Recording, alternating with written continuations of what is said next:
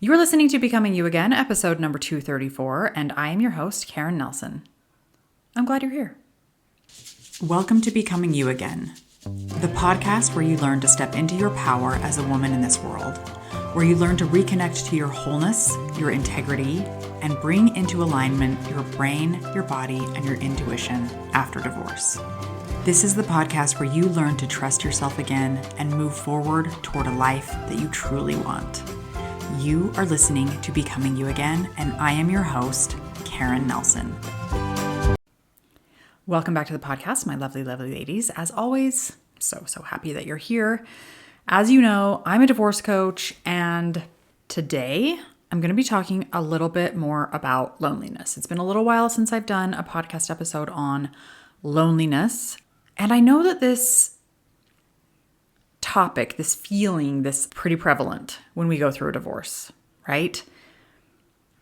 If you are in the middle of your divorce, if you are living post-divorce, you've probably felt loneliness in your life. Maybe even you felt it while you were married and had a partner that was in the home most of the time with you, right?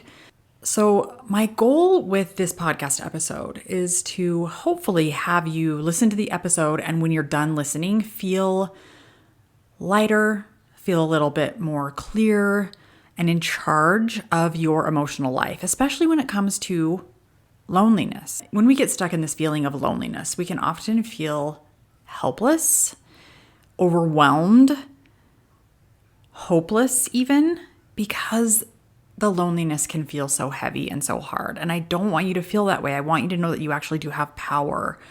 Even in moments when you are feeling some intense negative emotion, you still have power over yourself and the intensity in which you feel these emotions. So I'm going to talk about loneliness. I'm going to break down what it is, why it can feel so heavy, and how you can move through it without making it mean that there's something wrong with you. Because I think we do that sometimes. I think when we feel intense negative emotion, we will kind of isolate ourselves and be like, I must be the only person who's feeling this, or nobody else seems to be feeling this. Everybody else seems to be doing great. I must be the only one who's going through this, and so there must be something wrong with me. And I just want you to know that that's not true. There is nothing wrong with you when you feel negative emotion. Nothing has gone wrong when you feel negative emotion. And the more we can normalize that and validate ourselves through negative emotion, the less intense it has to feel when we feel it. Doesn't mean you're not going to feel negative emotion or you're going to be able to get to a place where you never feel negative emotion. That isn't even the goal. The goal is to just not let it feel so terrible and like our life is basically over when we feel it, or we're the only ones feeling it. We just want to be able to sit with it and allow it and not make it mean we're the worst. There's something wrong with us. So here's why loneliness can feel so heavy. And I first want to kind of differentiate between being alone, like physically alone, like right now in my home, I am physically the only person in my home. So I am alone, right? And that is different from feeling lonely or feeling the emotion of loneliness. They are not the same thing. You can be alone, driving solo, eating dinner, out for one, without feeling lonely. And you can feel lonely while sharing a bed with a partner, while having your kids in the home, in the same room as you, in the car with you, while sharing a calendar with someone who you co-parent with, having the same last name as other people that are related to you. You can still feel loneliness because loneliness is not the absence of people, right? It is the presence of certain thoughts that create an emotion. That is what loneliness is. Loneliness is a feeling, and it happens in your body, and it is generated by sentences that are happening in your brain. And I want to add that, on top of that story that our brain is believing, right? We also have cultural stories that many of us grew up with. I would say probably if you grew up in Western civilization, you grew up with this story that being in a partnership, being chosen to be a wife, is better than being single. Like, full stop. That is a story that we have been told. There's a story that if you have a full house, that equals a full heart. So if you are a childless woman who has cats, you must be living a terrible life. That's my cat right there. And we disagree with that story, number one. I love that he just like meowed on cue. And now he's over there scratching on his scratch post. But these stories, they shape the meaning that we give our circumstances, right? If we've been raised to believe that being a spinster, by the way, a spinster back in the day actually just meant a woman who like made her own money because she wove cloth. It is now taken on the connotation that there's something wrong with you because you are single and never married and old, apparently, or something. Like we grow up with these stories and we take them to mean there's something wrong with us. I haven't been chosen. I'm not married anymore. I've gone through a divorce. I'm all alone. Now I have to feel lonely because I have to believe that there's something wrong with me. And then my brain is going to equate with that. Danger, danger, danger. Something has gone wrong here. So instead of thinking something like, oh, well, I'm in a quiet house tonight, the brain might spin it into something like, it must mean I'm unlovable because I'll always be alone now that I'm a 50-year-old divorcee. The more we believe those meanings, the heavier the loneliness feels. And I do want to point out something that I mentioned earlier. Many women feel lonely inside their marriages. I know I did very, very often. You can sleep next to a person, you can still feel unseen, unheard, and untouched. Not even physically, right? But emotionally. So if your brain is telling you that the divorce caused your loneliness, I want you to get curious about that. Because that might not be true. And chances are you've been feeling lonely even before the divorce happened. It's been happening for quite a while. Just now it seems like it's louder because there's less noise in your immediate surroundings. Maybe your kids aren't there as often anymore, right? Which typically happens in a divorce if you have young kids or even teenagers living at home. But because there's less noise, like actual noise because the presence of people is less, we take that to mean I've never felt this lonely before.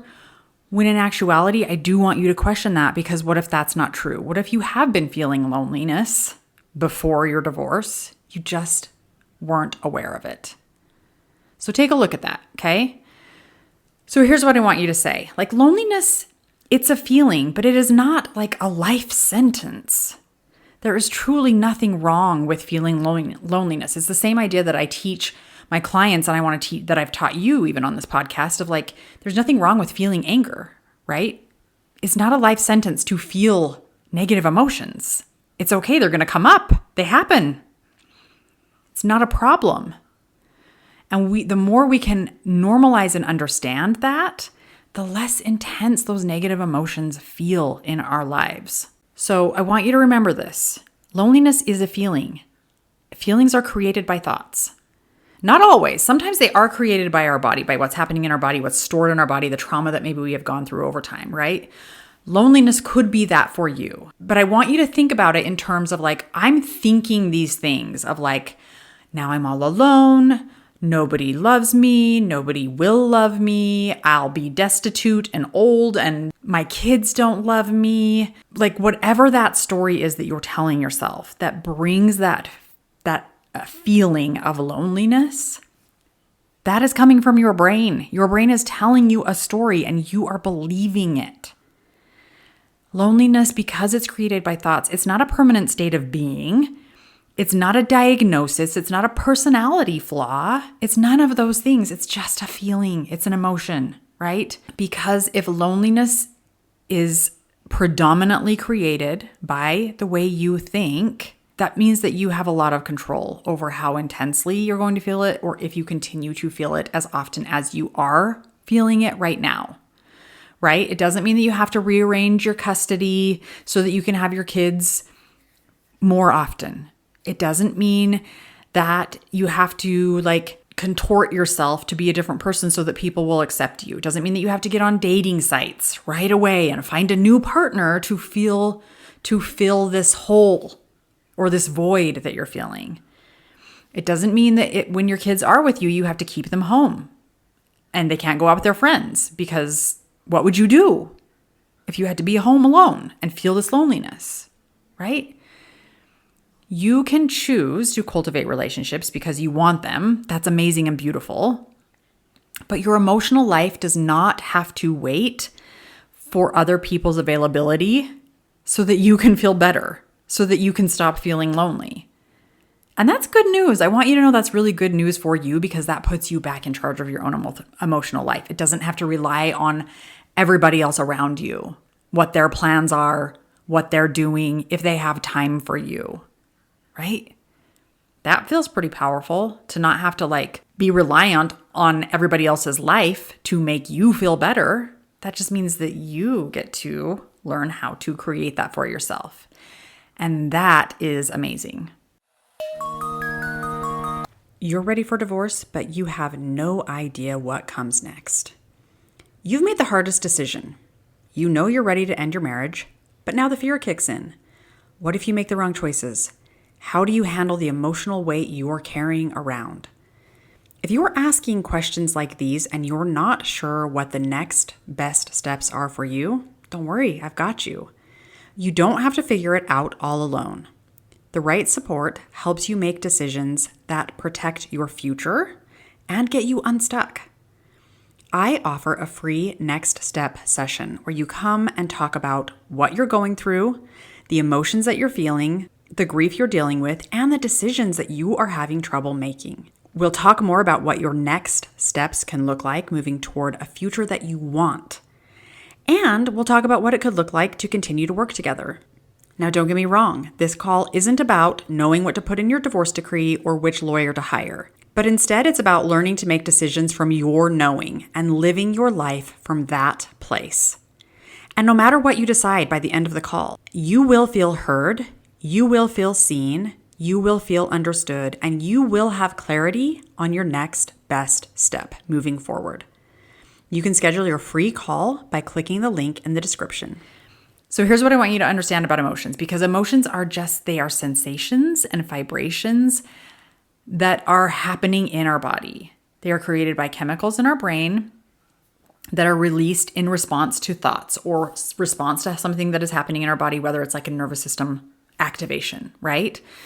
So you might think a sentence like, everybody else has someone and I'm here all alone. And your brain sends out this signal, and it sends the chemical and vibrational reaction in our body. And maybe we feel heaviness in our chest, and we feel hollowness in our belly. And maybe we feel like this weird tingling in our arms or behind our eyes. And we label that collection of sensations as lonely, this is what it feels like when I am feeling lonely. Now, this is important because knowing this matters, because it takes the intensity out of the story. We can notice the sensations. We can name the emotion that we're feeling. We can sit with it and breathe through it and allow it to dissipate. What magnifies and makes stronger that loneliness is when we have a thought like everybody else has someone, and then we spin with that thought, and then we find all of the other evidence that supports that thought. My partner cheated on me, which means there was something wrong with me. I must have done something wrong. I wasn't pretty enough. I wasn't good enough. I wasn't lovely enough. They didn't think about me enough. And because they didn't like me, probably nobody else will. So I'll probably be alone forever. I'm definitely not lovable. I wasn't loved by my husband, so why would somebody else love me? My kids never want to spend time with me. That's pretty clear. So why would anybody else want to spend time with me? And we just like pile on more evidence and more story and more proof that our loneliness is going to last forever and it's going to feel terrible like this always. And we spin in it, and then that doesn't feel good. So we resist feeling that. But that resistance keeps us stuck in it. It does the opposite of what we want, which is we want that feeling to dissipate, right? The way to make it dissipate is to stay with it, to allow it, to recognize the sensations and the vibrations that are happening in our body. That's how we get the feeling to dissipate. That's how we go through the tunnel of the emotion to get to the other side. There's no getting around it. And the harder we try to resist it and run away from it, the longer it sticks around and the worse it feels and the more intense it is. So if we want to think about loneliness as this feeling, the antidote to that is connection. It's not like company or being around other people.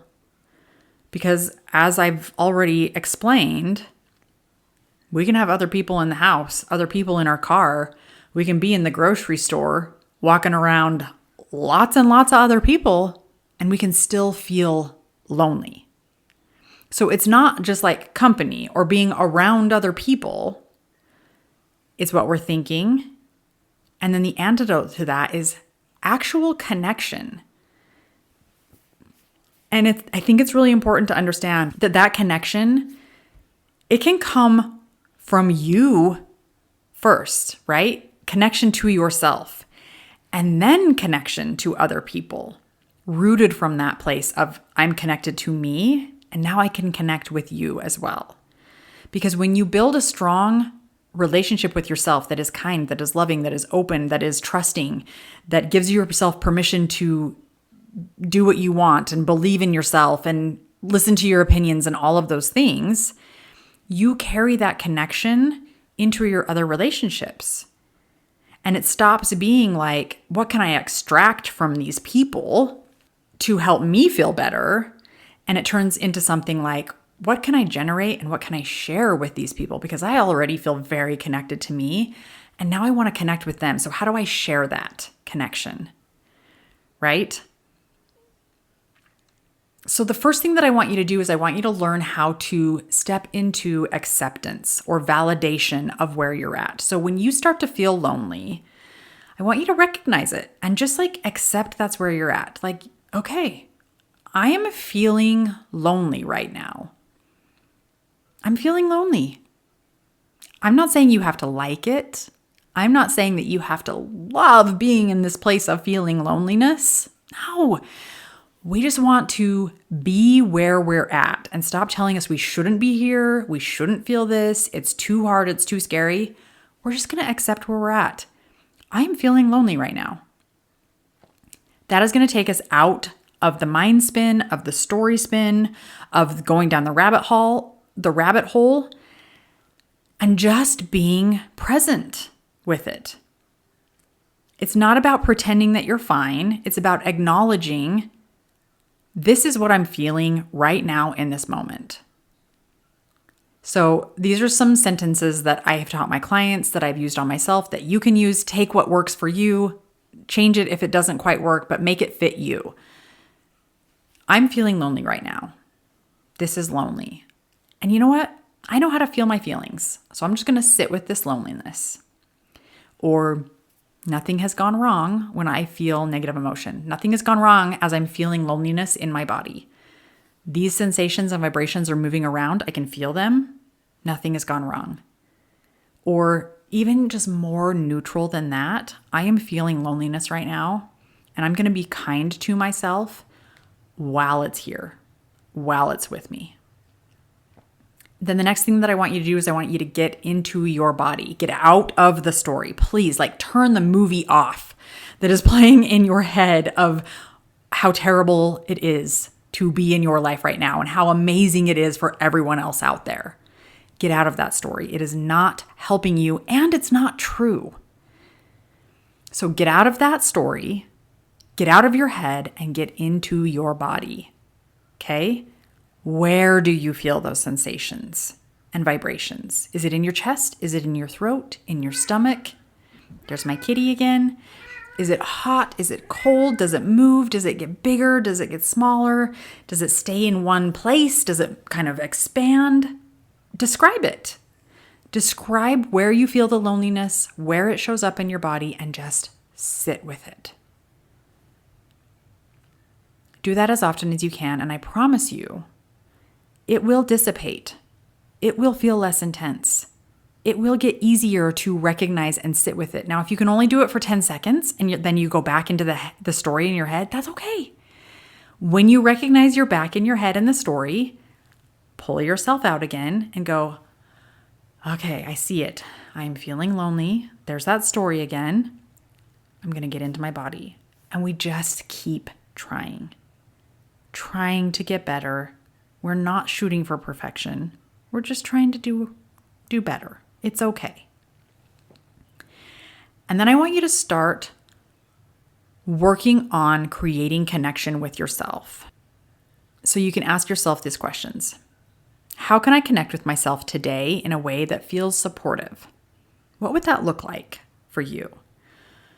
What is one small thing that would help me feel even just like 2% more cared for?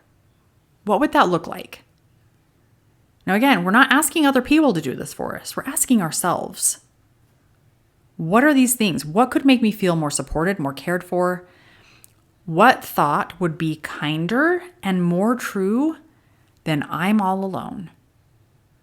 What thought would that look like? Like maybe it could be something like, I'm choosing connect with me and I am worthy of my own company. I love that thought. Personally, that one might not resonate with you, and that's okay. You don't have to use that thought. But what thought is more kind and also more true than I'm all alone? Find one. Make your brain think.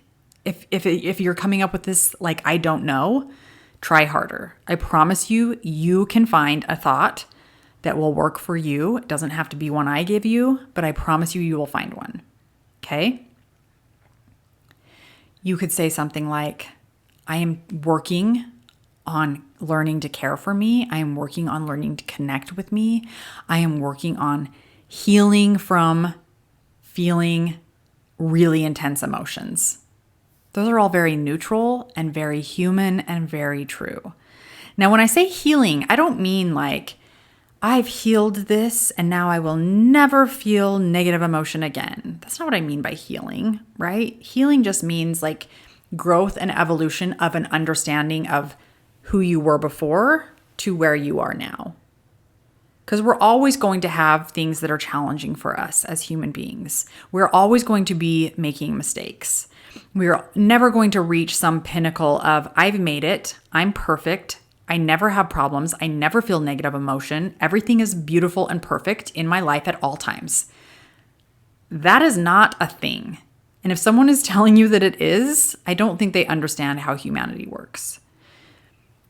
Doesn't mean you don't shoot for better or less pain or less understanding or less evolution. It just means that that's not the goal. The goal is to just keep evolving into a different version of ourselves, hopefully a better version of ourselves, one that does have more understanding, more capacity of growth and learning and feeling and allowance and validation and expansion. So work on these thoughts, work on sitting with the emotion, work on connecting with yourself.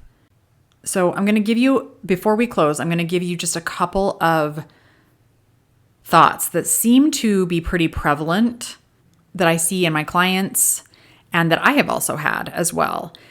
And I just want you to think about when these thoughts, if these thoughts come up for you, when they come up, and how you can give you a kinder alternative that you may want to respond to your brain instead, to kind of shift that narrative and get out of that story.